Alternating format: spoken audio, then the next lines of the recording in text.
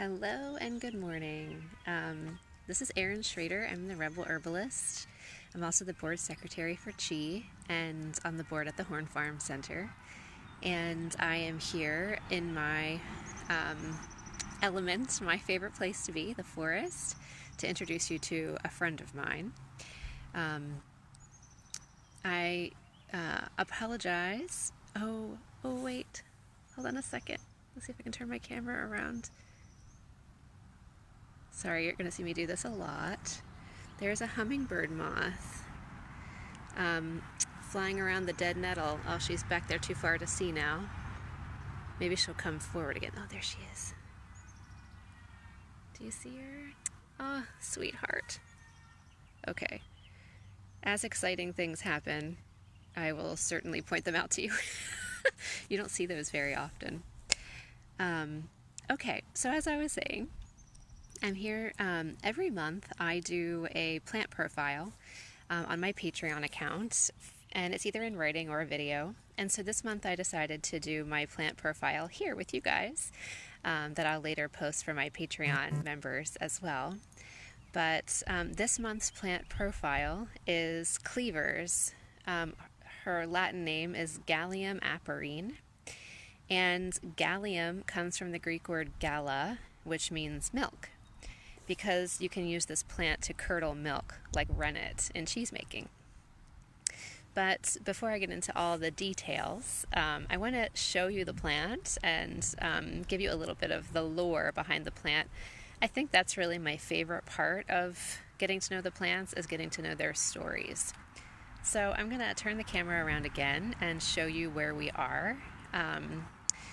We are sitting in a veritable Cleavers forest here in the woodlands.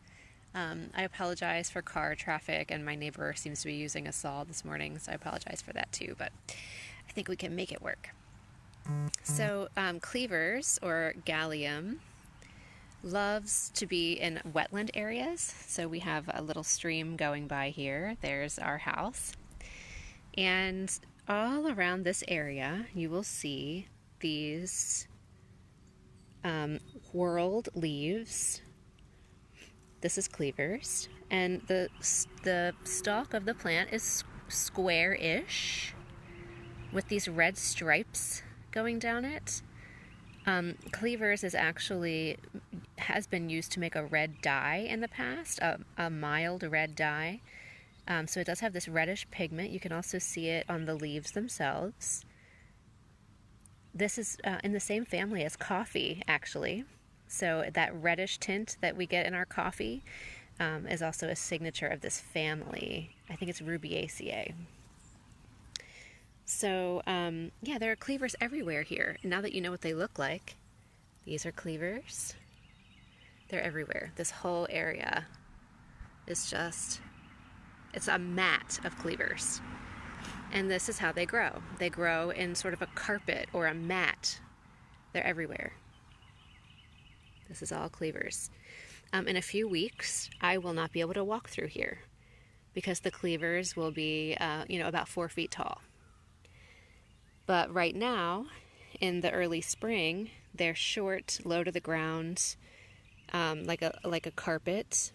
And kids often will call them Velcro grass or stick grass because they stick to your clothes very easily. So you can walk around. If you walk through a patch of Cleavers, they will be sticking to your pants. I don't know if you can see it. Yeah, you can. There are these little itty-bitty tiny hairs all over the stem and leaves of Cleavers. And they hold on. They hold on to your clothes. You can feel them. They hold on to the skin. Not in an uncomfortable way, but almost like a cat's tongue, that really rough feeling.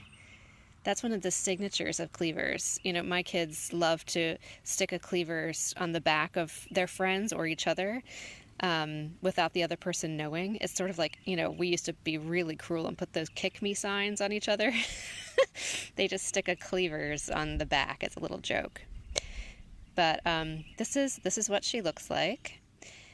And one of her colloquial names is Our Lady's Bedstraw, because it is in the folklore of Cleavers that this plant was used to line the manger of the infant Jesus when he was a newborn. There's a long history of using Cleavers for stuffing pillows and mattresses. It's supposed to help bring easy dreaming and deep rest and convalescence. The smell of Cleavers is very soothing, like fresh cut grass and a little bit like vanilla. So I can understand why it was used in bedding and in pillow making. If you're in a pinch in the forest and you're wanting to harvest something like berries or another type of plant, you can make a really quick and easy basket out of Cleavers because they stick to each other so well. So you can actually just sort of like wind them around each other and then you'll have a quick basket. In the old country, in Europe, they talked about the peasants would make sieves out of Cleavers to strain the hair out of their milk. So when they had just freshly milked the cows, there would be, or the goats or the sheep, there would be little hairs in it, and so they would strain it through Cleavers to pull those hairs out. Cleavers is one of the first green plants in the winter, really. I mean, you can see Cleavers starting to grow in December, January, February. And along with most of these other early spring plants, they have a real affinity for the lymph and the liver. So the energy of spring is get up and move, up and at 'em. You know, you've been inside, sedentary, your blood's been stagnant for a few months. So these herbs really want to tonify the blood and get it moving, cleanse the liver, cleanse the lymphatics. And that's what Cleavers does for us. The energy signatures of Cleavers is ruled by the moon astrologically, and so the energy that the moon imparts into plants is cooling, moistening, sweet tasting, also salty tasting. So that is the energetic composition of Cleavers. It's also a very soothing plant that has an affinity for the urinary tract, so it's good at cooling, moistening, and soothing urinary tissues, bladder irritation, urethra irritation, that kind of stuff. So if you have a UTI, taking Cleavers as a tea, an infusion, or a tincture can be really soothing, or you can even juice it and drink the juice of it. It also has an affinity for the GI tract, the mouth and throat especially. So if you have mouth ulcers, Cleavers is cooling, moistening, and soothing to those tissues. That can be a help in the healing process of mouth ulcers. And anytime we think of these lymphatic cleansers, you know, if you have swollen lymph nodes, they used to call it scrofula, you know, the lymph nodes in the neck, behind the ears, under the armpits, or in the groin, they get congested and swollen. Cleavers is a tried and true ancient remedy for the edema of the lymph system. It's also been great at breaking up cysts or tumorous growths. It just gets things moving, broken apart, assimilated back into the whole organism. So anytime you have a collection of tissues, whether that's nervous system tissue, that is like a ganglion cyst, whether that's fibrocystic breast disease, whether that's any kind of swollen lymph node, Cleavers crushed as a poultice and applied regularly helps that tissue dissolve back into the body. Also drunk as a tea, infusion, tincture. You know, these are all different ways that we can bring the medicine of Cleavers into our bodies. Add it to smoothies. I did, before I do a plant profile, I really get in touch with the plant. So I was sitting here and I ate some Cleavers. And fresh Cleavers this time of year is palatable. You can really taste the little hairs, but the teeth do a good job of chewing them up. But if you don't want that sort of cat's tongue texture in your mouth, then putting them in a smoothie or chopping them really fine is a great way to get past that, or making a tea or an overnight infusion. Let's see. Another thing I think we overlook in Cleavers is that it has a real soothing effect on the nervous system. So those of us who are sort of easily jarred, our nervous system's really sensitive, we recoil to sound or light, our skin feels tickly or itchy, like our nerves are just hypersensitive. Cleavers can be a great ally for us for that too. It brings that soothing moon energy to the whole nervous system. So, the moon is nurturing, mothering. It rules the sign of Cancer. It sort of just wraps its arms around us and lets us recover. And that's the medicine, that's the energy that Cleavers brings to us. And, I talked about, these springtime herbs getting us up and moving. And Cleavers is just a master at that, She connects to you, attaches to you, and then as you walk through the forest, she can drop off and replant herself somewhere else. So as the season goes on, Cleavers will get little white flowers and then these little sticky seeds all over her. And her seeds just move through the forest with you and then deposit themselves. So this is a plant of community. They grow in community, like this carpet of Cleavers that you see here. They move and respread their community. They're this plant of even though they're cooling and moistening and nourishing, they're also super mobile and looking for new places to set down their roots and new places to spread community.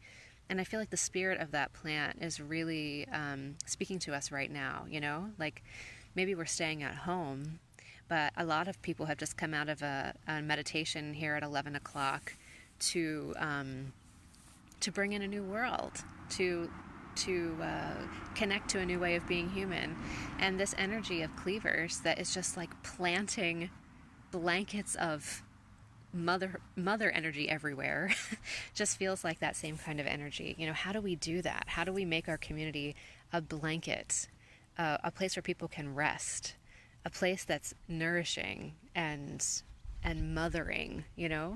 There's such a deficiency of that mothering energy in the world, what we call yin energy, the energy that allows for you to pull the covers over your head and just rest and recover. And that's the kind of energy that Cleavers brings to us. So, that's pretty much what I wanted to tell you about Cleavers. If you have any questions, you can pop them in here and I'll be happy to answer them for you. I do have a shop, therebelherbalist.com, and I sell Cleavers tincture in my shop. So if it's a medicine you want to give a try, you can grab some and I can deliver it to you, or you could pick it up, or I can ship it to you. There's plenty of Cleavers here, so if you decide to harvest plants from your wanderings, there are some rules of the harvest, and I'll just share them with you quickly. The first rule of the harvest is that you never take the first or the last of any plant that you see. So if there were one Cleavers plant here, I could not harvest that because it may be the last of the Cleavers plant. So in this area, so you never harvest the first plant that you see because it may be the last. When you harvest, you speak to the plant your intent. So when I'm harvesting these Cleavers, I'll be letting them know that I'm harvesting them to make medicine for my community and asking them to spread their loving, cooling, mothering, moistening energy. And then I'll leave an offering for them. So that's another sort of rule of the harvest, that you leave something in exchange in your gratitude. So I might leave birdseed, I might leave some sort of plant food like comfrey. A lot of times I'll offer the leftovers of my comfrey infusions because it's so nourishing.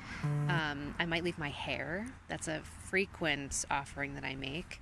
But just to leave something, your thanks, your gratitude, that's an offering. So we make some sort of reciprocal exchange with the plant whenever we harvest it. I think they're the rules of the harvest that I can think of. If I think of more, I'll post them in the comments after. But so I'll be harvesting some Cleavers when we're done here, and then I'll be making some more tincture. Cleavers is best used fresh. You can dry it. If you dry Cleavers, it loses some of its potency, I think.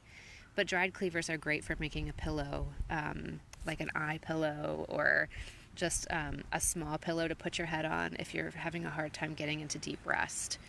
So you can use it that way. But yeah, so any questions from anyone before I sign off here for today? Thank you guys for tuning in. It's good to see you. Even though I can't see you guys right now, that's been really hard, but it's good to see your little icons up there. I will be back live at 12:30 in the Healing Together launch group, the book that we did for Chi. I tell a story in that book about a plant that rejected me and how painful it was, and I'll be going live from near that area and kind of talking about that story. So maybe you'll tune back in for that too. But thanks again for tuning in. If you want to check out my Patreon and get videos like this every month in your inbox, I'll drop a link for that in here at the end too. So I hope you're all well, and thanks so much to everyone who's been supporting my business and encouraging me as I grow into this phase of my work. So, mwah, be well.